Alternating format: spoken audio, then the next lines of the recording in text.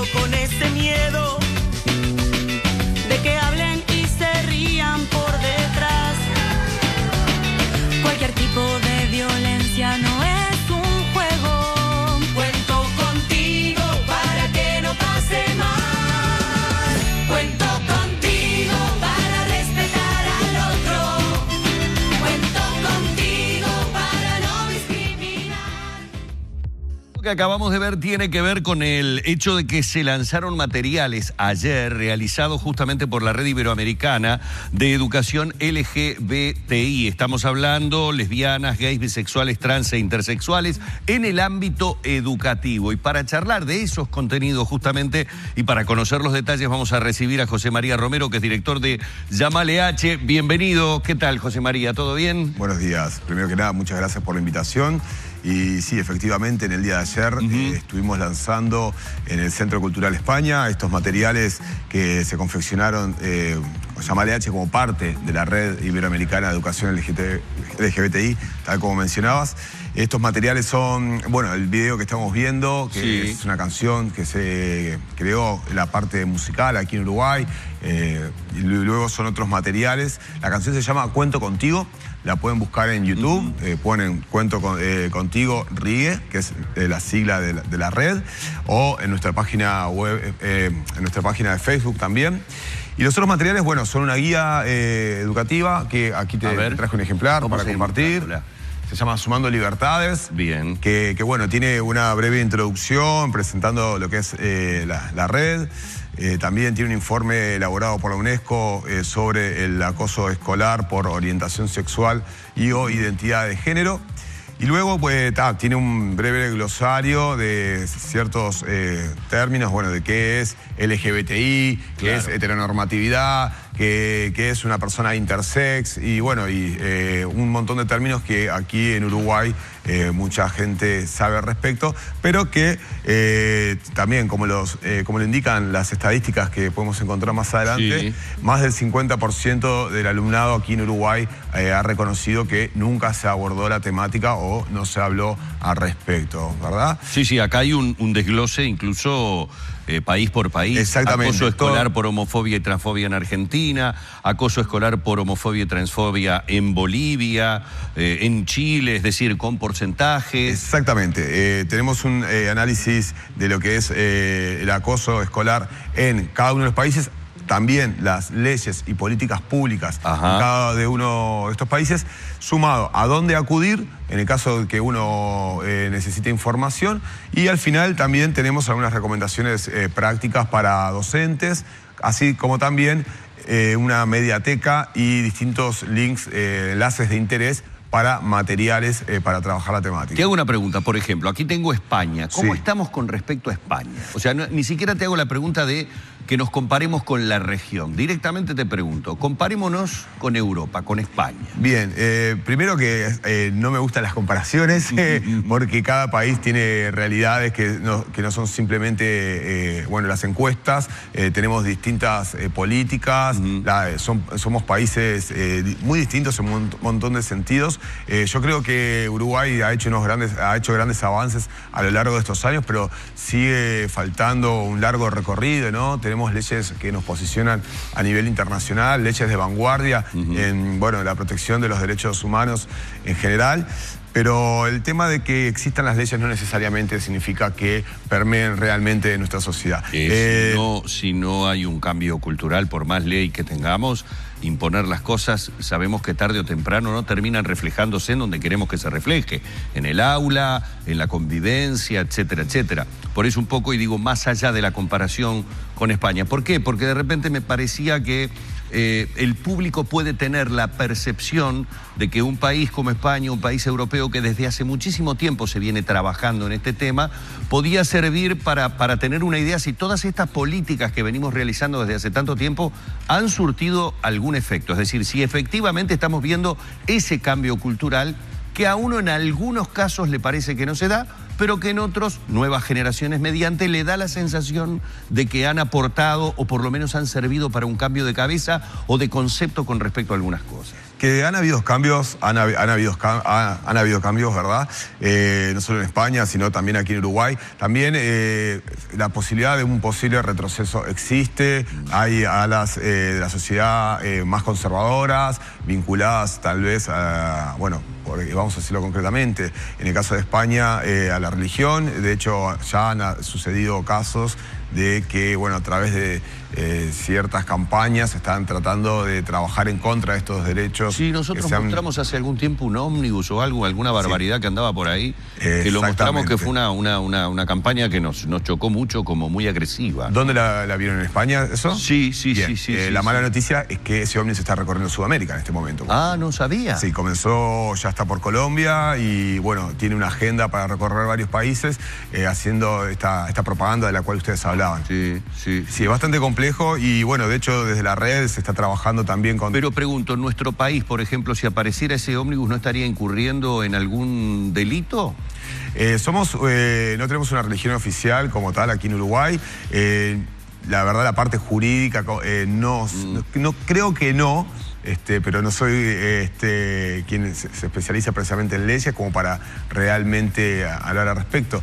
Pero, porque lo recuerdo como ofensivo y digo, como en nuestro país hemos adelantado en algunos aspectos con respecto a la difusión de determinado tipo de ofensas, ¿no? En ese sentido sí, sabemos que tenemos una ley que prohíbe la incitación al odio, obviamente. El tema es acá, bueno, no sé cuál será el enfoque, tienen estrategias bastante elaboradas y se van acomodando a cada uno de los casos, o sea, no creo que hagan lo mismo en todos los países, pero bueno...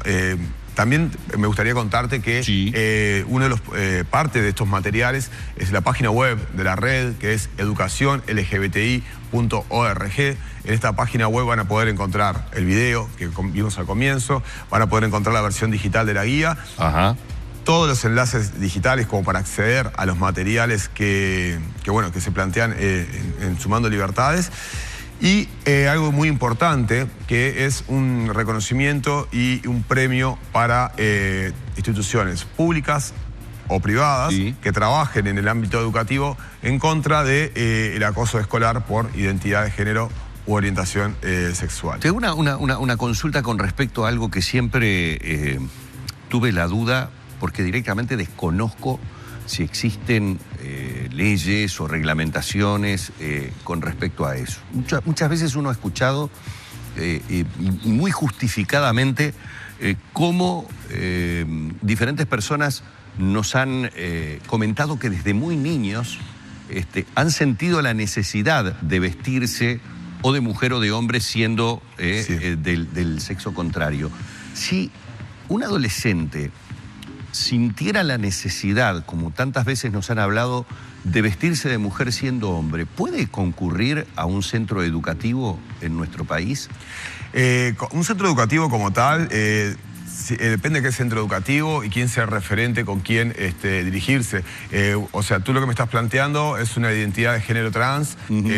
Hay varias organizaciones que nuclean personas, tanto hombres como mujeres trans, que sin duda que les van a poder acompañar y bueno, asesorar, al igual que desde Llamale H, Ovejas Negras, que es otro colectivo que está trabajando hace muchos años aquí en Uruguay.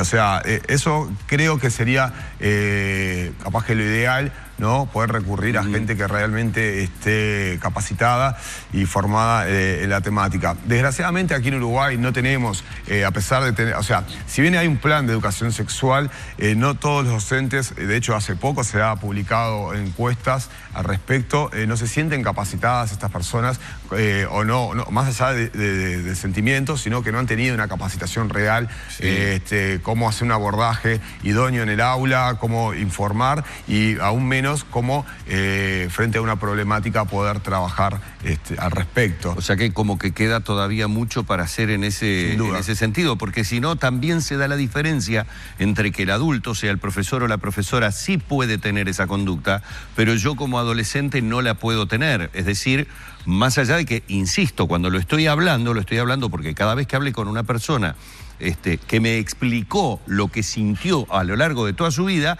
el momento de mayor tortura siempre fue el de la niñez y el de la adolescencia en el centro educativo. Sin duda, de hecho, bueno, las personas trans son las que tienen el mayor nivel de deserción, teniendo una media de los 14 años, que bueno, dado la discriminación, el acoso que sufren diariamente, terminan desertando, o sea, sin llegar a terminar el liceo, la escuela.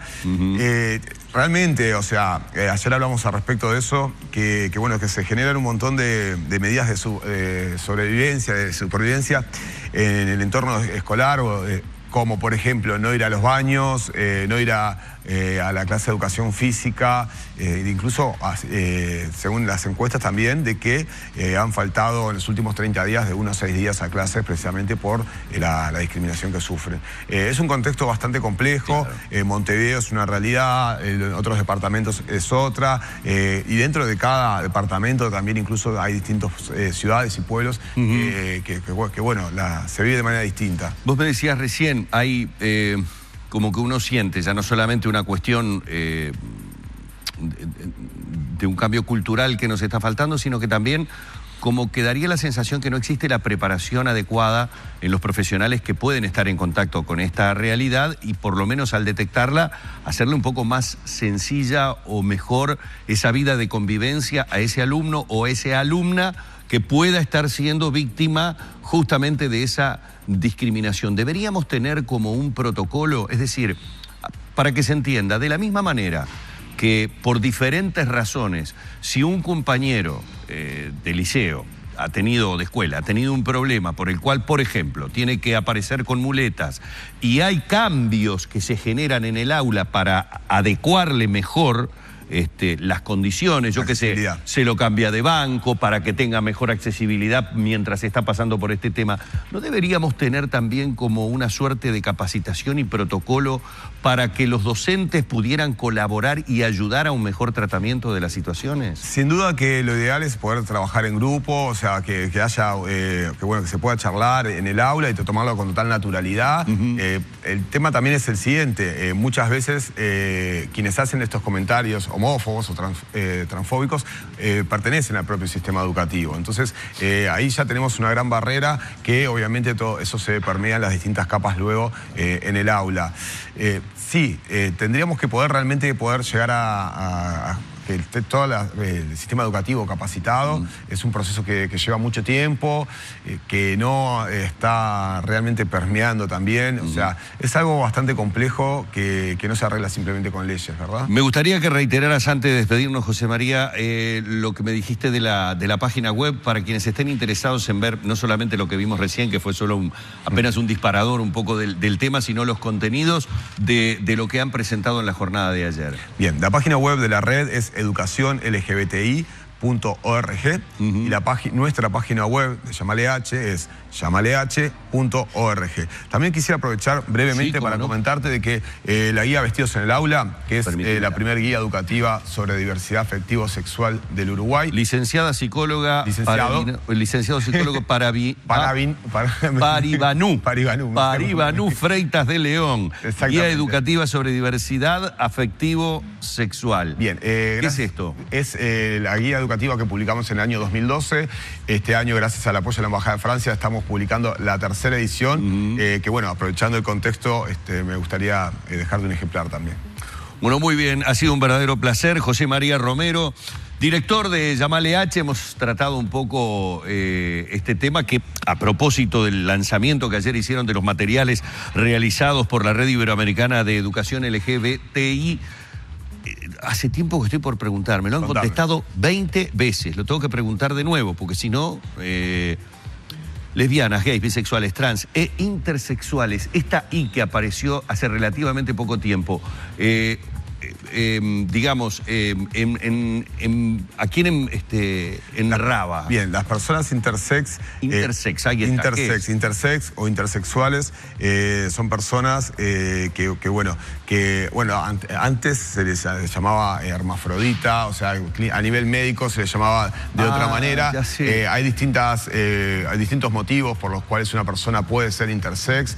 La verdad que estaría bueno que puedan, ahí ya tiene una excusa como para buscar en la guía Bien, todo bien. el glosario. Está bueno. Ya tenés un lugar para donde acudir a tener esta respuesta. Pero digamos que proviene de aquel viejo término de... Bueno, esa era, la medicina siempre ha patologizado y encasillado de ciertas formas. Sí, porque necesita científicamente ponerlo en un determinado casillero. El hermafrodita era aquel que, digamos, traía consigo en su cuerpo como que los dos órganos genitales. Bueno, ese es uno de los casos que de hecho se está trabajando a nivel legislativo en varios países para evitar de que los padres, cuando una persona nace, ante esta situación, tome la decisión, por su hijo, su hija, de decidir de determinar con qué sexo va a continuar. Exactamente. Bien. Que eso obviamente conlleva a un montón de problemas a posterior, ¿no? Porque esta persona se puede identificar o bien con una u otra identidad de género,